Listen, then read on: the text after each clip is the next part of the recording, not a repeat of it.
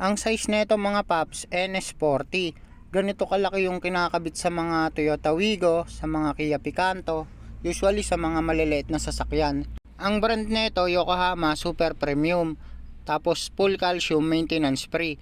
Ibig sabihin hindi na po kayo magdadagdag ng tubig dyan. Sabi nga ng iba, disposable hanggang masira na po siya.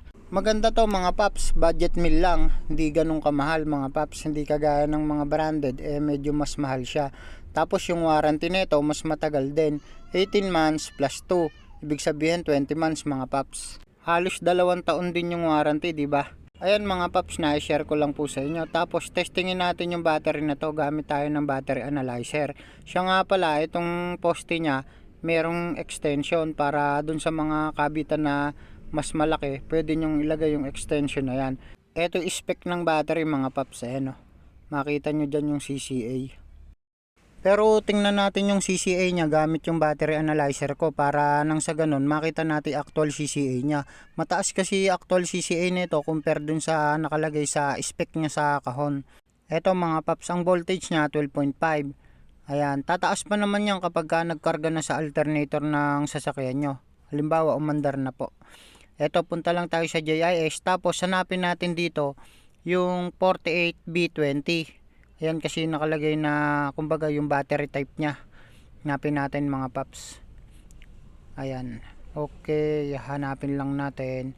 Dito nga pala mga paps, bali wala kasing 48 kaya sinet ko na lang siya sa 44B20. Ala kasi mga paps Pero okay lang naman yun mga paps. Lalabas pa rin naman yung actual CCA nya. Okay na natin mga paps. Ito mga paps Magandang klase ito mga paps. Baka naghahanap kayo ng mura lang pero maganda naman. Ayan, kung mapapansin nyo 450 ang kanyang CCA. Mataas na yan para sa isang NS40 na battery. Alam ko kanina nyo pa gustong malaman kung magkano yung presyo nito mga paps. Magkakaiba kasi kami ng presyohan ng tinda ng battery. Dito sa akin ang bentahan ko nito 4K. Pero may big discount pa yan kapag dito ka bumili sa akin. Syempre, napanood mo yung video na to. Madami na rin kasing nagtatanong kung saan located yung shop ko. Dito po ako sa Nueva Ecija, Cabiao. Hanapin nyo lang po Enteng Battery. Actually mga paps, marami na rin akong napagbentahan dito na mga followers ko tsaka mga subscriber ko sa YouTube. Yun lang po, salamat.